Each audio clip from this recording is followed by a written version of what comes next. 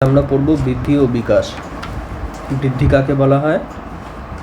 বৃদ্ধি তো জানি সহজেই, কোনো একটা জিনিস আকার আয়তনে যখন বৃদ্ধি পাচ্ছে সেটাকে বৃদ্ধি বলা হচ্ছে। আর বিকাশ কি? প্রত্যেকটা স্টেজে স্টেজে যখন গঠনগত জটিলতা বৃদ্ধি পাচ্ছে, একটা স্টেজের থেকে আরেকটা স্টেজে যাচ্ছে, সেটা হচ্ছে বিকাশ।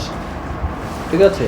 যেমন ভ্রূণ থেকে ক্রম পর্যায়ে একটা পূর্ণাঙ্গ যখন প্রাণী তৈরি হয় সেটা কি? বিকাশ। আর ভ্রূণের একই অবস্থায় যখন আকারটা বৃদ্ধি পাচ্ছে, জাস্ট আকার আয়তন বৃদ্ধি পাওয়াকে কি বলা হয়? বৃদ্ধি। তাহলে বৃদ্ধির মাধ্যমে কি ঘটে? বিকাশ ঘটে, তাই না? আচ্ছা দেখ, এবার বইয়ের ভাষায় পড়ে নেই কি বলেছে। প্রত্যেক জীবের অন্যতম প্রধান বৈশিষ্ট্য হলো বৃদ্ধি। বৃদ্ধির সময় জীবের আকার আয়তন অপরিবর্তনীয় ও স্থায়ীভাবে বেড়ে যায়। ঠিক আছে? ফলে দেহের শুষ্ক ভর তথা শুষ্ক ওজনও বেড়ে যায়। শুষ্ক ওজন কি? কোনো একটা জিনিস থেকে সম্পূর্ণ জল যখন বের করে নেওয়া হয় সেটাকে বলা হয় কি? শুষ্ক বস্তু। ঠিক আছে? তার যে ভর তাকে বলা হচ্ছে শুষ্ক ভর, আর তার যে ওজন হচ্ছে সেটাকে বলা হয় শুষ্ক ওজন। এবার দেখ কি বলেছে। বিকাশের মাধ্যমে জীবদেহের গঠনগত জটিলতা বৃদ্ধি পায়। এই যে এখানে শুষ্ক ভরের কথা বলেছে, দেখ বৃদ্ধি পরিমাপে শুষ্ক ভর বা শুষ্ক ওজন অত্যন্ত গুরুত্বপূর্ণ। শারীরবৃত্তীয় ও পারিপার্শ্বিক অবস্থা অনুযায়ী জীবদেহে জলের মাত্রা পরিবর্তিত হয়। উচ্চ তাপমাত্রায় জীবদেহে জল সম্পূর্ণ বের করে নিলে, হিট দিয়ে সম্পূর্ণ জলটা বের করে নিলে জীবটির যে ভর স্থায়ী হয়ে যায়। ঠিক আছে? আর জল বের করা যাচ্ছে না, তাহলে যেই ভরটা আছে স্থির ভর যে হয়ে যাচ্ছে, তার থেকে তো আর কমছে না, আর জল বের হচ্ছে না, আর কীভাবে কমবে, তাই না? তো সেই ভরটাকে কি বলা হচ্ছে? শুষ্ক ভর বলা হচ্ছে। তুলনামূলক বৃদ্ধি পরিমাপে শুষ্ক ভর বেশি নির্ভরযোগ্য হয়। আচ্ছা, এবার দেখ সংজ্ঞা বলেছে বৃদ্ধি আর বিকাশের। আচ্ছা, উপচিতি আর অপচিতি মানে কি? উপচিতি মানে গঠনমূলক, ঠিক আছে, যেখানে তৈরি হবে। ঠিক আছে? আর অপচিতি মানে কি? যেখানে খরচ হবে। ঠিক আছে? আচ্ছা, যে উপচিতি প্রক্রিয়ায় নতুন উপাদান সংশ্লেষের ফলে জীবদেহের আকার আয়তন শুষ্ক ওজন সুনির্দিষ্ট পদ্ধতিতে স্থায়ী ও অপরিবর্তনীয়ভাবে বেড়ে যায়, তাকে কি বলা হচ্ছে? বৃদ্ধি বলা হচ্ছে।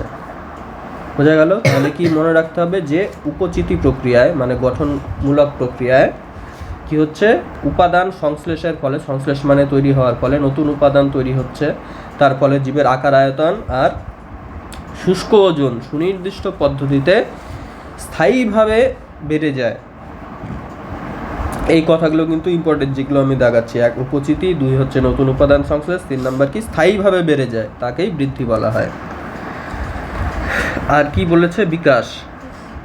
বিকাশের মধ্যে কি বলেছে? জাইগোট বা ভ্রূণাণু থেকে মৃত্যুর আগে পর্যন্ত প্রতিটি জীবের জীবনচক্রে বৃদ্ধি ও তৎপরবর্তী বিভিন্ন পরিবর্তনের মাধ্যমে সংঘটিত যাবতীয় ঘটনাকে একত্রে বিকাশ বলা হয়। ঠিক আছে? আমাদের জীবনের যে শুরু, এককোষী জাইগোট থেকে, জীবনের শুরু থেকে একদম মৃত্যু অবধি প্রত্যেকটা যে বিভিন্ন স্টেজ আছে জীবনের, ঠিক আছে, ওই প্রত্যেকটা স্টেজের ক্রম পরিবর্তনকেই কি বলা হয়? বিকাশ বলা হয়। আচ্ছা, বৃদ্ধি আর বিকাশের সম্পর্ক আর পার্থক্য। বিকাশ একটি বৃহত্তর জীবন বৈশিষ্ট্য। বৃদ্ধি ছাড়া বিকাশ সম্ভব নয়, তাই না? তাহলে বিকাশ কি হচ্ছে? একটা বৃহত্তর জীবনের বৈশিষ্ট্য, যার বৃদ্ধি ছাড়া যেটা কি একদমই সম্ভব নয়। কারণ বৃদ্ধি যদি না হয় তাহলে চেঞ্জ হবে কিভাবে, তাই তো? বৃদ্ধি উদ্ভিদের জীবনচক্রে অনির্দিষ্ট কাল ধরে ঘটলেও প্রাণীর দেহে কি জীবনচক্রের নির্দিষ্ট সময়কাল অবধি ঘটে থাকে। কিন্তু বিকাশ জন্ম থেকে মৃত্যু পর্যন্ত হতে পারে। গাছ কি দেখবি, গাছ সারা জীবন বৃদ্ধি পাচ্ছে। এই যে পুরানো গাছগুলো যে আছে, এগুলোর ডাল ভেঙে দিলে এখনও ওখান থেকে নতুন ডাল, নতুন পাতা সব কিছু উৎপন্ন হয়, তাই না? তো সারা জীবন ধরেই এটা বৃদ্ধি পেতে থাকে। ঠিক আছে? আর বিকাশও তো হয়। কিন্তু আমাদের ক্ষেত্রে কি হয়? আমাদের ক্ষেত্রে একটা নির্দিষ্ট বয়সের পর আমরা আর লম্বা হই না, বৃদ্ধিটা আমাদের আটকে যায় একদম। কিন্তু বিকাশটা কিন্তু চলতেই থাকে, তাই না? যৌবনকাল থেকে বৃদ্ধ বয়সে আমরা সবাই একদিন চলে যাব, তাই না? কিন্তু তখন কি আমরা বৃদ্ধি পাবো? লম্বা হবো? আর হব না। তাহলে বিকাশটা চলতেই থাকছে, যৌবন থেকে বৃদ্ধ হয়ে যাচ্ছি, স্টেজ চেঞ্জ হচ্ছে, বিকাশ হচ্ছে, কিন্তু আমরা আর বড় হচ্ছি না, লম্বা হচ্ছি না, ওই জন্য বৃদ্ধিটা থাকছে না। বিকাশ সারা জীবন থাকছে প্রাণীদের ক্ষেত্রে, কিন্তু বৃদ্ধিটা সারা জীবন থাকছে না। আর উদ্ভিদের ক্ষেত্রে দুটাই সারা জীবন। আচ্ছা দেখ, বস্তুত বৃদ্ধি ও তৎপরবর্তী বিভিন্ন পরিবর্তনের মাধ্যমেই বিকাশ সংঘটিত হয়। বৃদ্ধির দ্বারা কোনো জীবের কেবলমাত্র পরিমাণগত অর্থাৎ দেহের শুষ্ক ওজনের পরিবর্তন ঘটে। ঠিক আছে, মানে বৃদ্ধি মানে কি, শুষ্ক ওজনটা খালি বাড়ছে, নতুন উপাদান সংশ্লেষ হচ্ছে, স্থায়ীভাবে ওজন ভর এগুলো সব বেড়ে যাচ্ছে। কিন্তু বিকাশ কোনো জীবের গুণগত ও পরিমাণগত পরিবর্তন,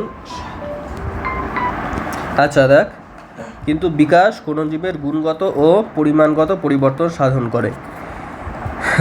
বিকাশের মাধ্যমেই বহুকোষী জীবের গঠনগত জটিলতা বৃদ্ধি পায়, তাই না? একটা কোষ থেকে অনেকগুলো কোষ বহুকোষী জীবের ক্ষেত্রে, তাই তো?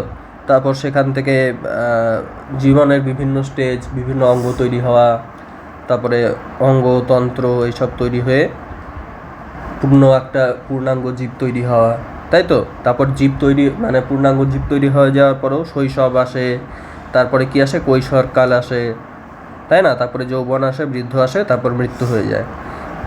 তাহলে এতগুলো যে স্টেজ হচ্ছে, স্টেজে স্টেজে পরিবর্তন, এটা হচ্ছে আমাদের বিকাশ।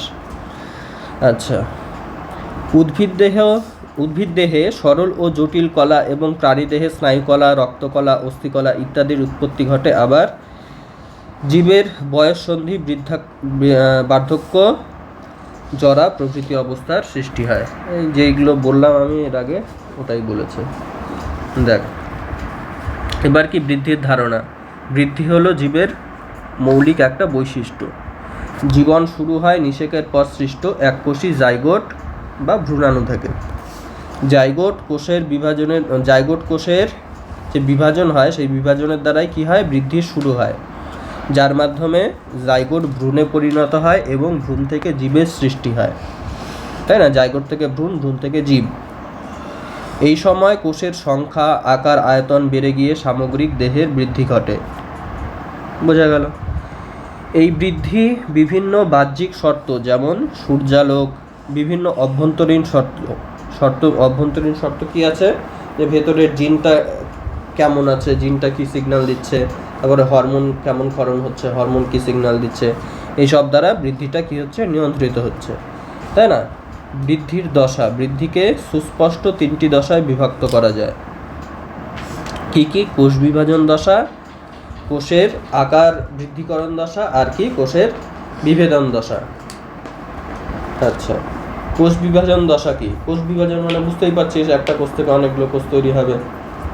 তারপর কোষের আকার বৃদ্ধি, এটাও বুঝতেই পারছিস যে কোষগুলো নতুন জিনিস সংশ্লেষ করে কোষটা আকার আয়তনে বড় হবে। আর যেটা আছে কোষীয় বিভেদন দশা, সেটা হয়তো বুঝতে পারছিস না, সেটা আমরা বলবো, মানে এগুলোও বলবো, ওটাও বলছি তারা। দেখ, কোষের বিভাজন দশা। কোষ বিভাজন দশায় মাইটোসিস কোষ বিভাজন দ্বারা কোষের সংখ্যা বৃদ্ধি পায়, ফলে জীবের আকার আয়তন বৃদ্ধি পায়। মানুষের ভ্রূণের বৃদ্ধি, উদ্ভিদের মূল ও কাণ্ডের অগ্রভাগের ভাজক কলার বৃদ্ধি এর উদাহরণ। বোঝা গেল, তাই না? এবার কি বলেছে, কোষীয় আকার বৃদ্ধিকরণ দশা। এই দশায় বিভাজিত কোষগুলি জল গ্রহণ করে ও অন্যান্য উপাদান সংশ্লেষ করে, ফলে কোষের প্রোটোপ্লাজম স্থায়ীভাবে বেড়ে যায়, তাই না? তো একে কি বলছে, অন্তঃকোষীয় বৃদ্ধি বলা হয়। মানে কোষের ভেতরের যে বৃদ্ধি, সেটাকে কি বলা হয়, অন্তঃকোষীয় বৃদ্ধি বলা হয়। যেমন নিউরন বা স্নায়ুকোষ সৃষ্টির পর একবারও বিভাজিত হয় না, শুধুমাত্র অ্যাক্সন ও ডেনড্রাইটের বৃদ্ধি ঘটে থাকে।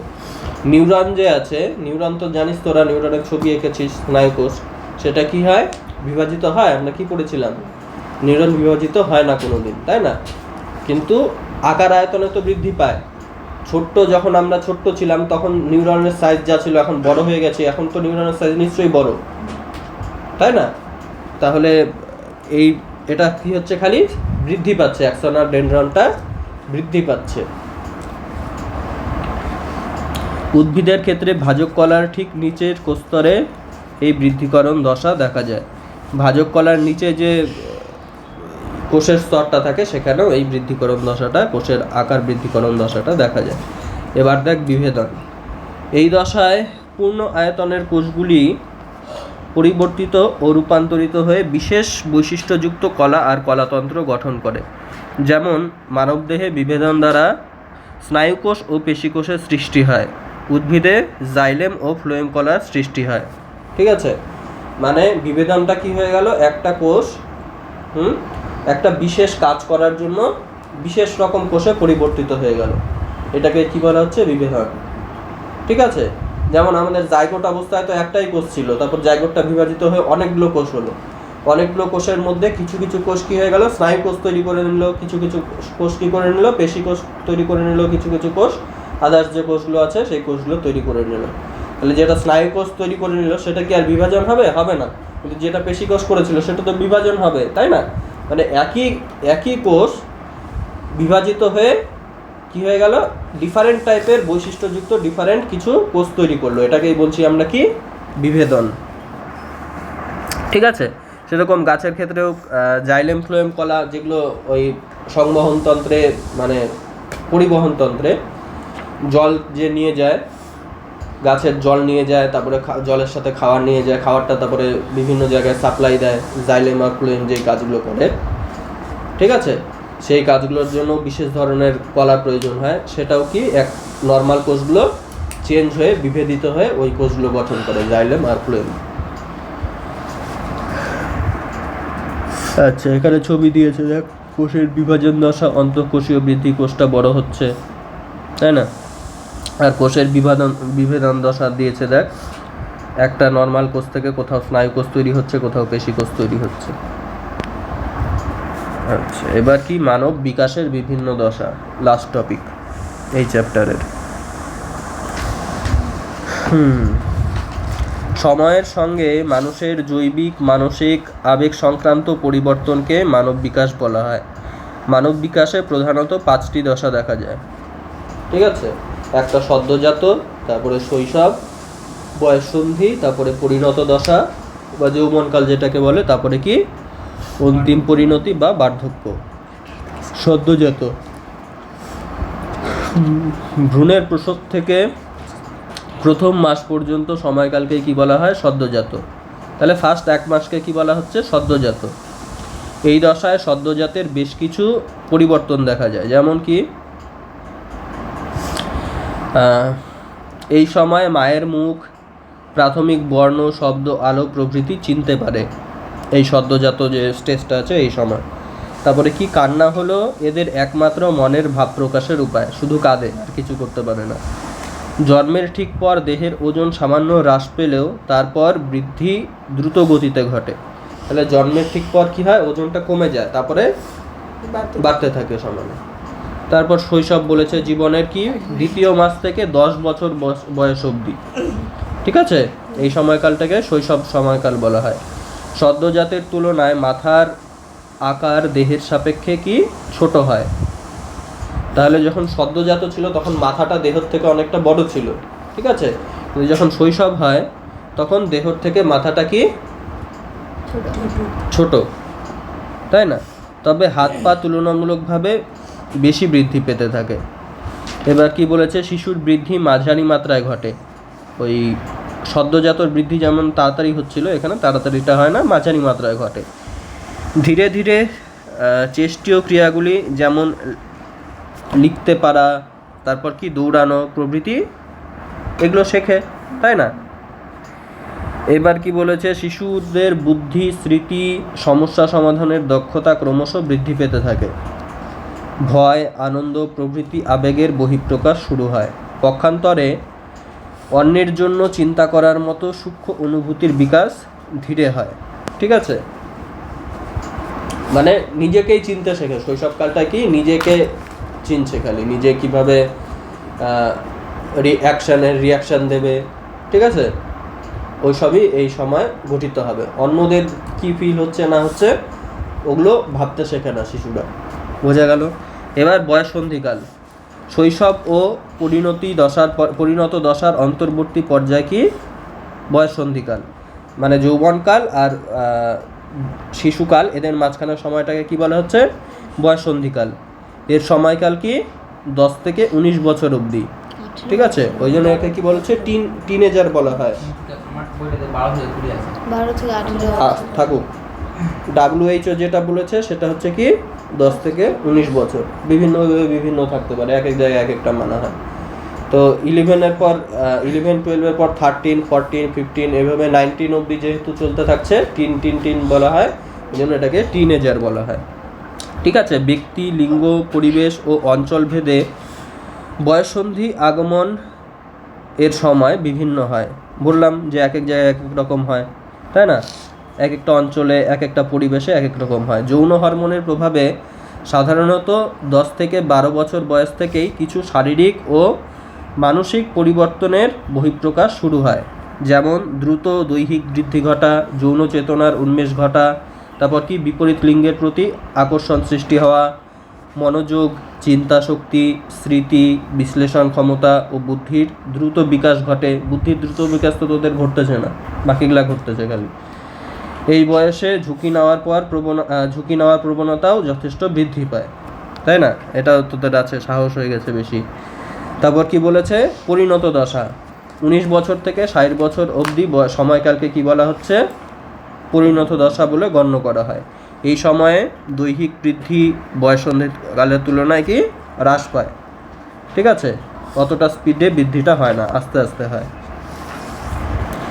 মানুষ নিজের ও তার পরিবারের সম্পর্কে চিন্তাভাবনা করে আর দায়িত্বশীল হয়, তাই না? জীবন সম্বন্ধে অভিজ্ঞতা ক্রমশ বাড়তে থাকে।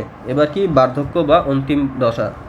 বার্ধক্য দশায় জীবদেহের কর্মক্ষমতা ক্রমশ হ্রাস পেতে থাকে। সাধারণত 60 বছরের ঊর্ধ্বের ব্যক্তিরা এই দশার অন্তর্ভুক্ত হন। এই দশায় কি বলেছে? অস্থি ও অস্থিসন্ধি ক্ষয় পেয়ে যথাক্রমে অস্টিওপোরোসিস আর কি অস্থিসন্ধি ক্ষয় পেয়ে কি হয় বল? অস্টিওআর্থ্রাইটিস। অস্টিওপোরোসিসটা হচ্ছে কি হাড় ক্ষয় হয়ে, আর জয়েন্ট ক্ষয় হয়ে কি অস্টিওআর্থ্রাইটিস। বোঝা গেল? এই দুটা রোগ জেনারেলি দেখা যায়। দৃষ্টিশক্তি হ্রাস পায়, চোখে ছানি পড়ে, ত্বক কুঁচকে যায়, রক্তচাপের বৃদ্ধি ঘটে, কানে কম শোনে প্রভৃতি সমস্যা দেখা যায়। বৃদ্ধ ব্যক্তিরা স্মৃতিহ্রাস, অবসাদ, হীনমন্যতা প্রভৃতি মানসিক সমস্যার শিকার হন, তাই না? বয়স হয়ে গেলে ওই ভুলে যায়, তারপরে কম শুনতে পায়, ওই জন্য কি হয়? অবসাদগ্রস্ত হয়ে যায়। হীনমন্যতা, যে আমি কিছু পাচ্ছি না, এই চিন্তাভাবনাটা সৃষ্টি হয়। বোঝা গেল? তো এই চ্যাপ্টারটা এখানে শেষ হচ্ছে।